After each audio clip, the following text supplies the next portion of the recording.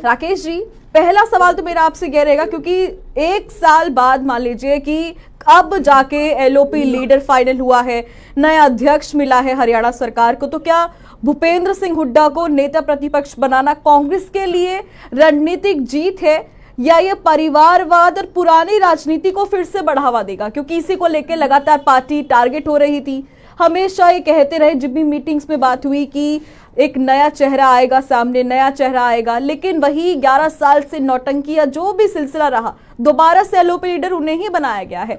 तो क्या ऐसे में परिवारवाद और पुरानी राजनीति को दोबारा से बढ़ावा मिलेगा? देखिए कोमल जी, आप टारगेट की बात कर रही थी कि टारगेट किया जा रहा है। टारगेट कौन लोग कर रहे थे? ये सिर्फ मीडिया की उपज थी या विपक्ष की उपज थी?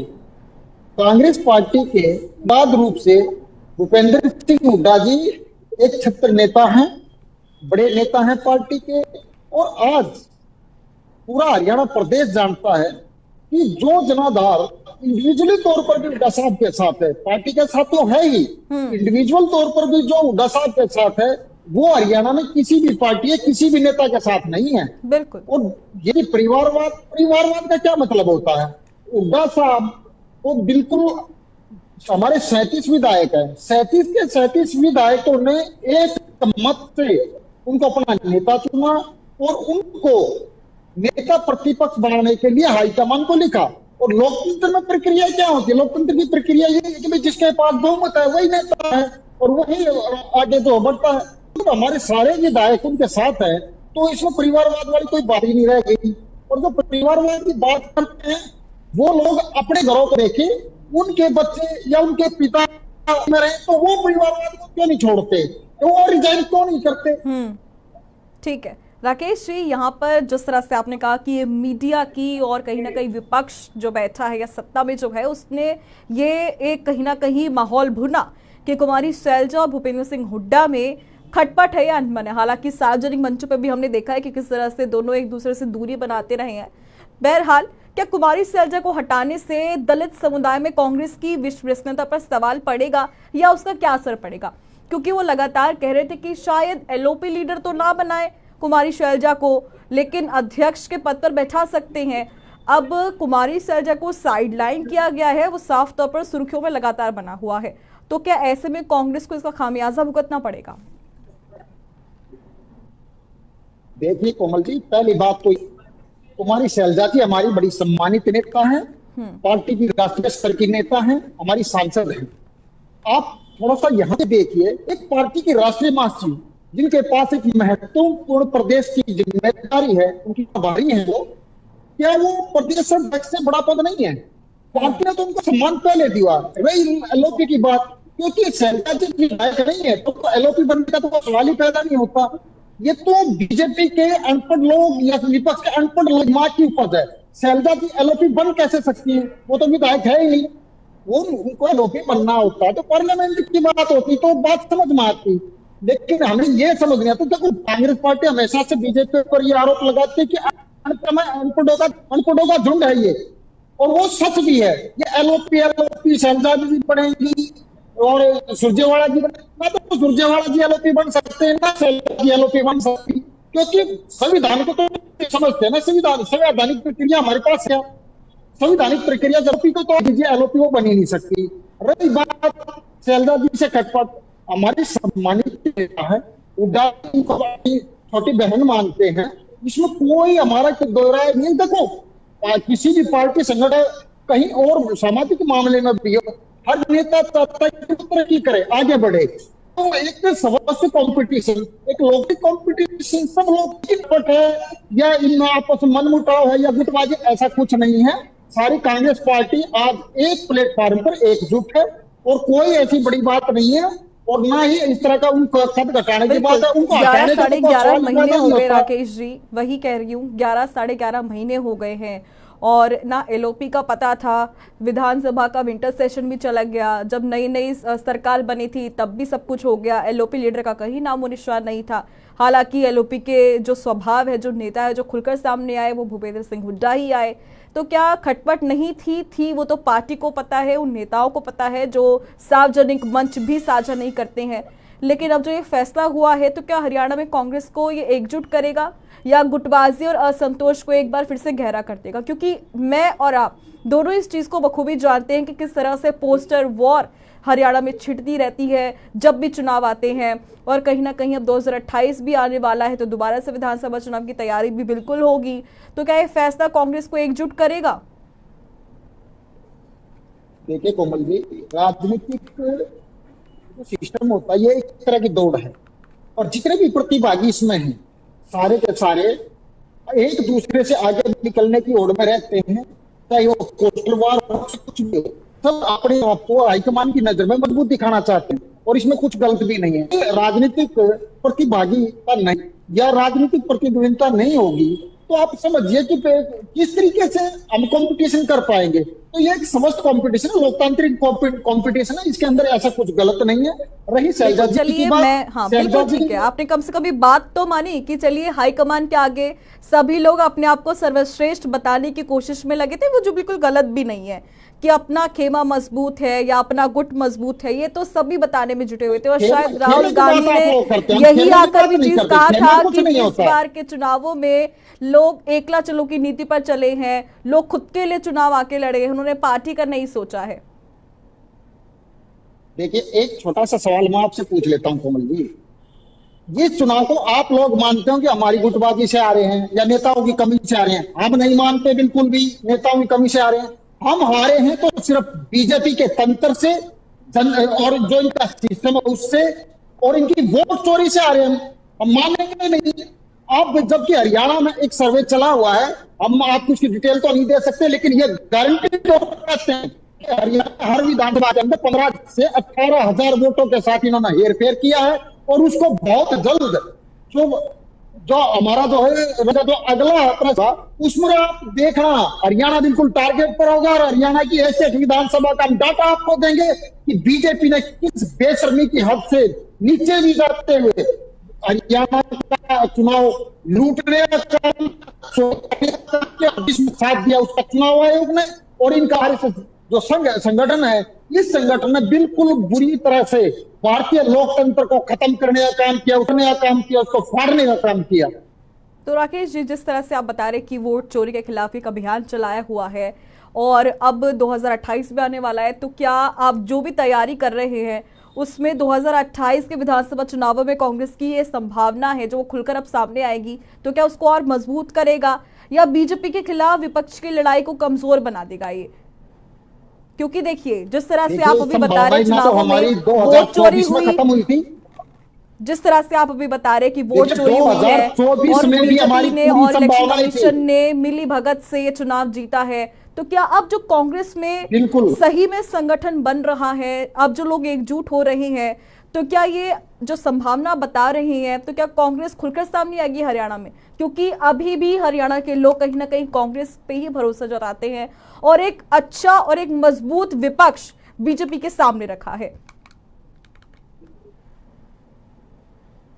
कोमल जी, 2024 में भी हमारी पूरी संभावना है कि हम चुनाव जीते हुए। कांग्रेस पार्टी 200 प्लस सीटें अकेली भी केंद्र के अंदर जीती हुई है।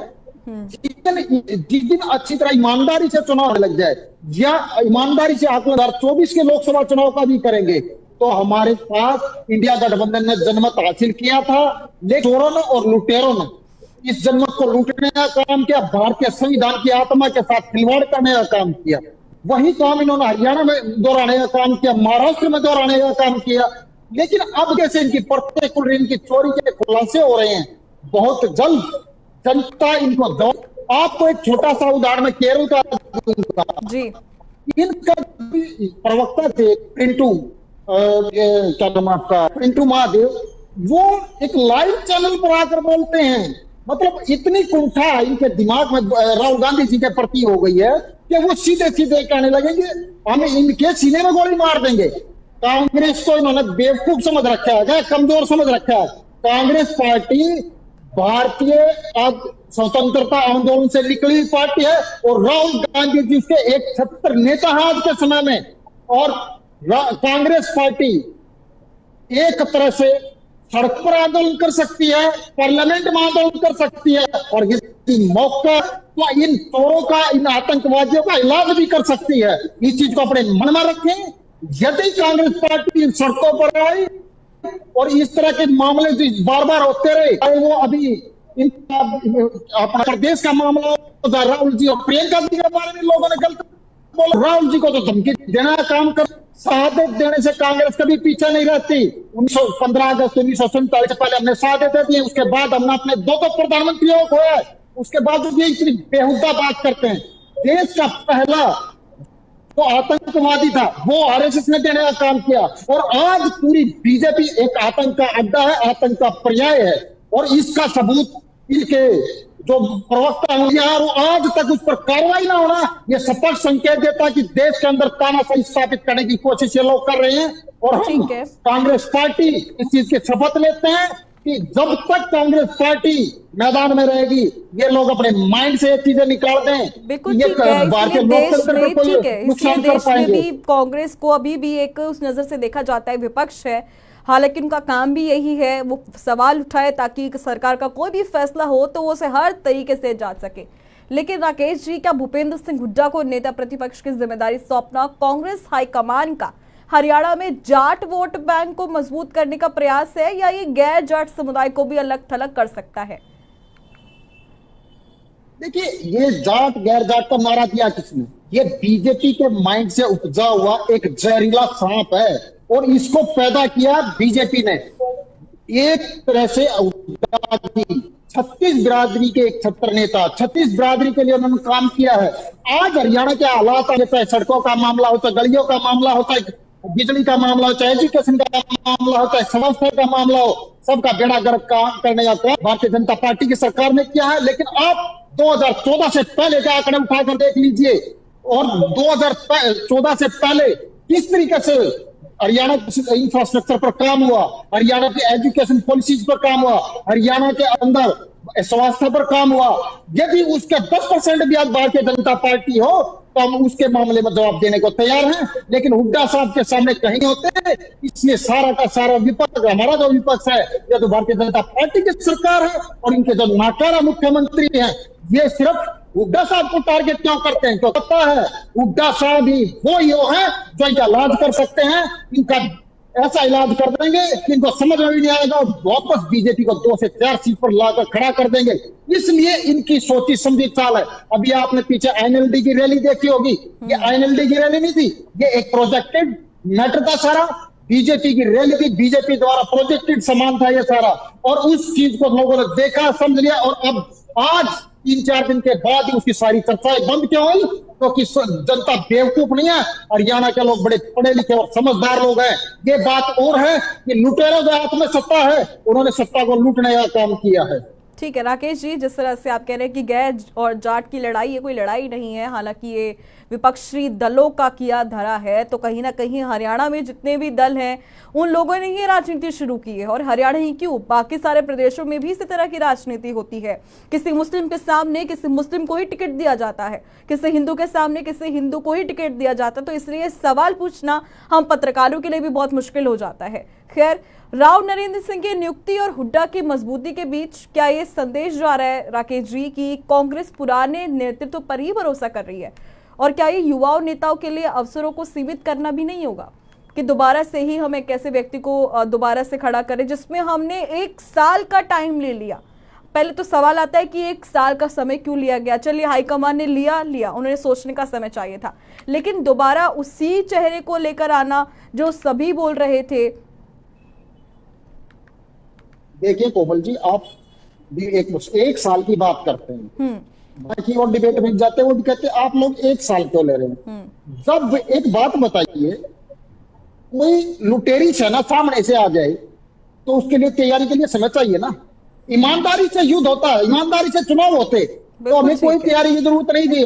हम अगले दिन ही घोषणा कर देते अपने एलओपी की, अगले दिन ही हम प्रदेश अध्यक्ष की घोषणा कर देते।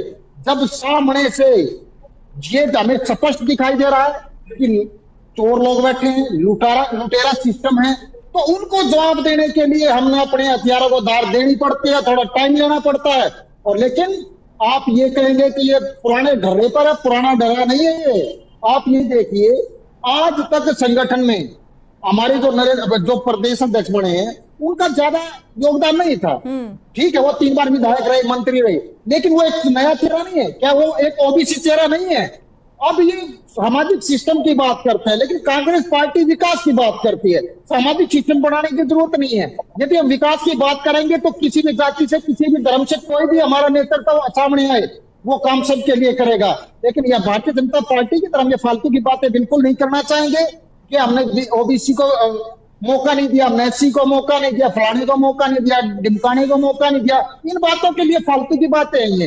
लेकिन हमारे लिए सीधा सीधा एक ही है कि राष्ट्र मजबूत होना चाहिए, हमारा देश मजबूत होना चाहिए। उसके लिए जाति और धर्म को एक तरफ रखकर ही हम आगे बढ़ सकते हैं।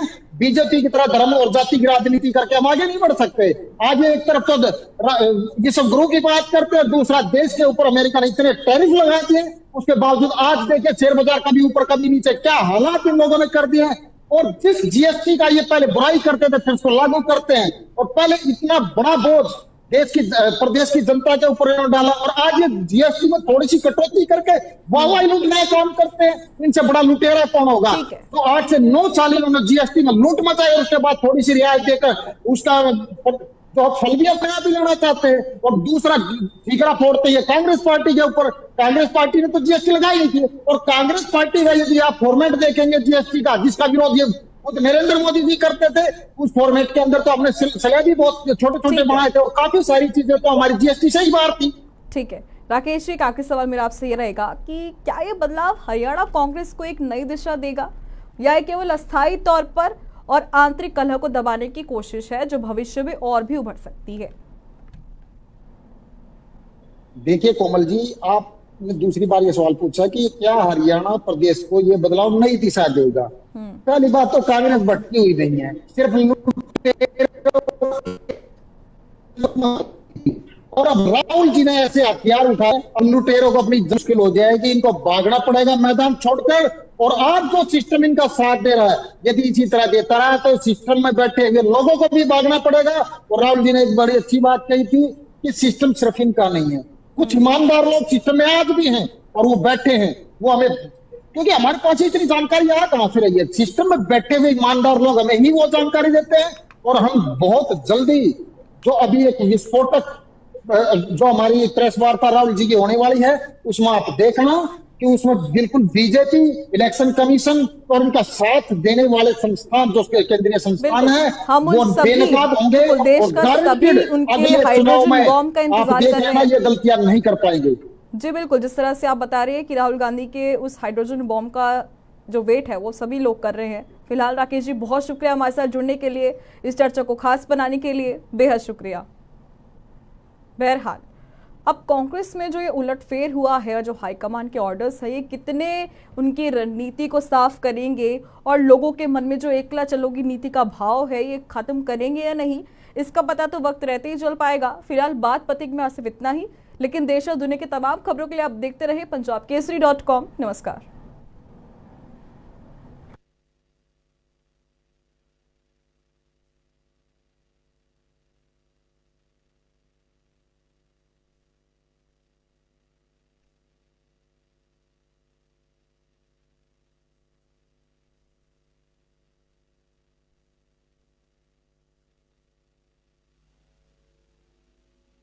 नमस्कार, आप देख रहे हैं punjabkesari.com का विशेष कार्यक्रम बात पते की, और मैं हूं आपके साथ कोमल पवार।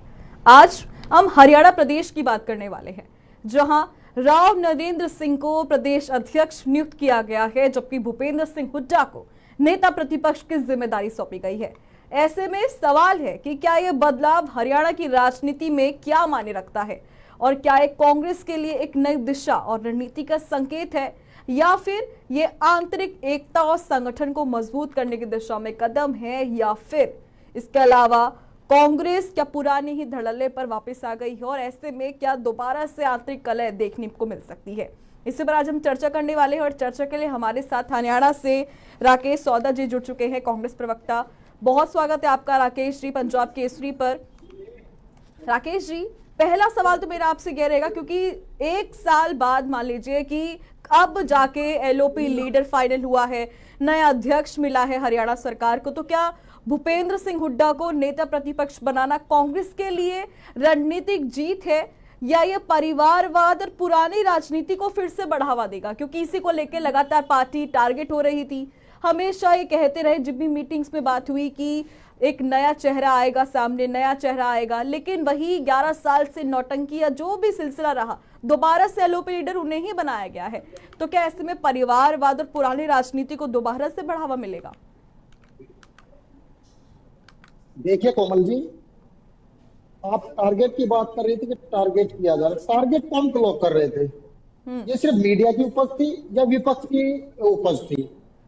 कांग्रेस पार्टी के बाद रूप से भूपेंद्र सिंह हुड्डा जी एक छत्र नेता हैं, बड़े नेता हैं पार्टी के, और आज पूरा हरियाणा प्रदेश जानता है कि जो जनाधार इंडिविजुअली तौर पर भी हुड्डा साहब के साथ है, पार्टी के साथ तो है ही, इंडिविजुअल तौर पर भी जो हुड्डा साहब के साथ है, वो हरियाणा में किसी भी पार्टी है, किसी भी नेता के साथ नहीं है। बिल्कुल। और ये परिवारवाद का क्या मतलब होता है? हुड्डा साहब वो बिल्कुल, हमारे 37 विधायक है, 37 के 37 विधायकों ने एक मत से उनको अपना नेता चुना और उनको नेता प्रतिपक्ष बनाने के लिए हाईकमान को लिखा। और लोकतंत्र में प्रक्रिया क्या होती है? लोकतंत्र की प्रक्रिया ये है कि भाई जिसके पास बहुमत है वही नेता है और वही आगे तो बढ़ता है। तो हमारे सारे विधायक उनके साथ है, तो इसमें परिवारवाद वाली कोई बात ही नहीं रह गई। और जो परिवारवाद की बात करते हैं वो लोग अपने घरों को देखें, उनके बच्चे या उनके पिता में रहे तो वो परिवारवाद को क्यों नहीं छोड़ते, तो वो रिजाइन क्यों नहीं करते? ठीक है राकेश जी, यहाँ पर जिस तरह से आपने कहा कि ये मीडिया की और कहीं ना कहीं विपक्ष जो बैठा है या सत्ता में जो है, उसने ये एक कहीं ना कहीं माहौल भुना कि कुमारी शैलजा और भूपेंद्र सिंह हुड्डा में खटपट है या अनबन है। हालांकि सार्वजनिक मंचों पर भी हमने देखा है कि किस तरह से दोनों एक दूसरे से दूरी बनाते रहे हैं। बहरहाल, क्या कुमारी शैलजा को हटाने से दलित समुदाय में कांग्रेस की विश्वसनीयता पर सवाल पड़ेगा या उसका क्या असर पड़ेगा? क्योंकि वो लगातार कह रहे थे कि शायद एलओपी लीडर तो ना बनाए कुमारी शैलजा को, लेकिन अध्यक्ष के पद पर बैठा सकते हैं। अब कुमारी शैलजा को साइडलाइन किया गया है, वो साफ तौर पर सुर्खियों में लगातार बना हुआ है। तो क्या ऐसे में कांग्रेस को इसका खामियाजा भुगतना पड़ेगा? देखिए कोमल जी, पहली बात तो कुमारी शैलजा जी हमारी बड़ी सम्मानित नेता है, पार्टी की राष्ट्रीय स्तर की नेता है, हमारी सांसद है। आप थोड़ा सा यहाँ पे देखिए, एक पार्टी की राष्ट्रीय महासचिव जिनके पास एक महत्वपूर्ण प्रदेश की जिम्मेदारी है, उनकी प्रभारी है वो, क्या वो प्रदेश अध्यक्ष से बड़ा पद नहीं है? पार्टी ने तो उनको सम्मान पहले दिया। रही एलओपी की बात, क्योंकि शैलजा जी विधायक नहीं है तो एलओपी बनने का तो सवाल ही पैदा नहीं होता। ये तो बीजेपी के अनपढ़ लोग या विपक्ष के अनपढ़ लोग माँ की उपज है। शैलजा जी एलओपी बन कैसे सकती है? वो तो विधायक है ही नहीं। वो उनको एलओपी बनना होता तो पार्लियामेंट की बात होती तो बात समझ में आती, लेकिन हमें ये समझ नहीं आता। देखो, कांग्रेस पार्टी हमेशा से बीजेपी पर ये आरोप लगाती है कि अनपढ़ों का झुंड है ये, और वो सच भी है। ये एलओपी शैलजा जी पढ़ेंगी और सुरजेवाला जी ना, तो सुरजेवाला जी एलओपी बन सकते हैं ना शैलजा जी एलओपी बन सकती, क्योंकि संविधान को तो समझते हैं ना। संवैधानिक प्रक्रिया हमारे पास है, संविधानिक प्रक्रिया एलओपी को तो दीजिए, एलओपी वो बन ही नहीं सकती।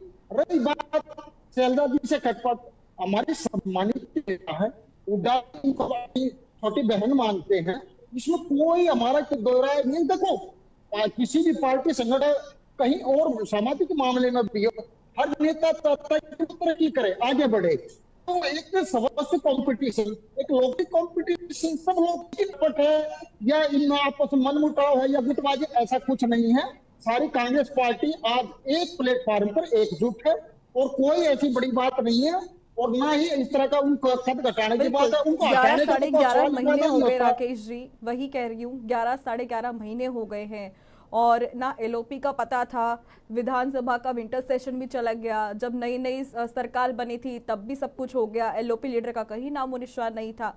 हालांकि एलओपी के जो स्वभाव है, जो नेता है, जो खुलकर सामने आए, वो भूपेंद्र सिंह हुड्डा ही आए। तो क्या खटपट नहीं थी वो तो पार्टी को पता है, उन नेताओं को पता है जो सार्वजनिक मंच भी साझा नहीं करते हैं।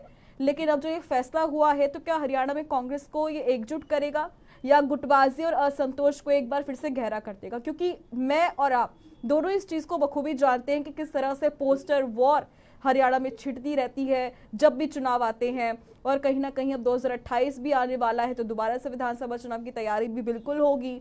तो क्या ये फैसला कांग्रेस को एकजुट करेगा?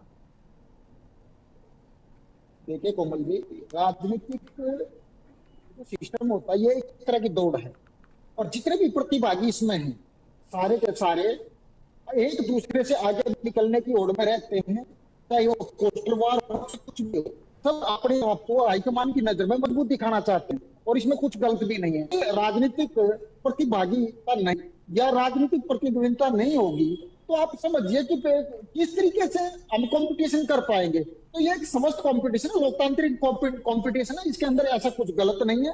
रही शैलजा जी की चलिए बात, मैं, हाँ बिल्कुल ठीक है, आपने कम से कम बात तो मानी कि चलिए हाईकमान के आगे सभी लोग अपने आप को सर्वश्रेष्ठ बताने की कोशिश में लगे थे, वो जो बिल्कुल गलत भी नहीं है कि अपना खेमा मजबूत है या अपना गुट मजबूत है, ये तो सभी बताने में जुटे हुए थे। और शायद राहुल गांधी ने यही आकर भी चीज कहा था कि इस बार के चुनावों में लोग एकला चलो की नीति पर चले हैं, लोग खुद के लिए चुनाव आके लड़े हैं, उन्होंने पार्टी का नहीं सोचा है। देखिए, एक छोटा सा सवाल मैं आपसे पूछ लेता हूं कोमल जी, ये चुनाव को आप लोग मानते हो कि हमारी गुटबाजी से आ रहे हैं या नेताओं की कमी से आ रहे हैं? हम नहीं मानते बिल्कुल भी नेताओं की कमी से आ रहे हैं। हम हारे हैं तो सिर्फ बीजेपी के तंत्र से और जो इनका सिस्टम है उससे और इनकी वोट चोरी से आ रहे हैं, हम मानेंगे नहीं। आप जबकि हरियाणा में एक सर्वे चला हुआ है, हम आपको उसकी डिटेल तो नहीं दे सकते, लेकिन ये गारंटी करते हैं कि हरियाणा हर विधानसभा के अंदर 15 से 18,000 वोटों के साथ इन्होंने हेरफेर किया है, और उसको बहुत जल्द जो हमारा जो है जो अगला अपना था उसमें आप देखना हरियाणा बिल्कुल टारगेट पर होगा। और हरियाणा की ऐसे विधानसभा का हम डाटा आपको देंगे कि बीजेपी ने किस बेशर्मी की हद से नीचे भी जाते हुए हरियाणा का चुनाव लूटने का काम जिसमें साथ दिया उसका चुनाव आयोग ने, और इनका जो संगठन है, इस संगठन ने बिल्कुल बुरी तरह से भारतीय लोकतंत्र को खत्म करने का काम किया, उठने का काम किया, उसको फाड़ने का काम किया। तो राकेश जी, जिस तरह से आप बता रहे कि वोट चोरी के खिलाफ एक अभियान चलाया हुआ है और अब 2028 भी आने वाला है, तो क्या आप जो भी तैयारी कर रहे हैं उसमें 2028 के विधानसभा चुनावों में कांग्रेस की ये संभावना है जो खुलकर अब सामने आएगी, तो क्या उसको और मजबूत करेगा या बीजेपी के खिलाफ विपक्ष की लड़ाई को कमजोर बना देगा ये? क्योंकि देखिए, जिस तरह से आप अभी बता रहे चुनावों में वोट चोरी हुई, जिस तरह से आप अभी बता रहे कि वोट चोरी हुई है और बीजेपी ने और इलेक्शन कमीशन ने मिली भगत से ये चुनाव जीता है, तो क्या अब जो कांग्रेस में सही में संगठन बन रहा है, अब जो लोग एकजुट हो रहे हैं, तो क्या ये जो संभावना बता रही है, तो क्या कांग्रेस खुलकर सामने आएगी हरियाणा में? क्योंकि अभी भी हरियाणा के लोग कहीं ना कहीं कांग्रेस पे ही भरोसा जताते हैं और एक अच्छा और एक मजबूत विपक्ष बीजेपी के सामने रखा है।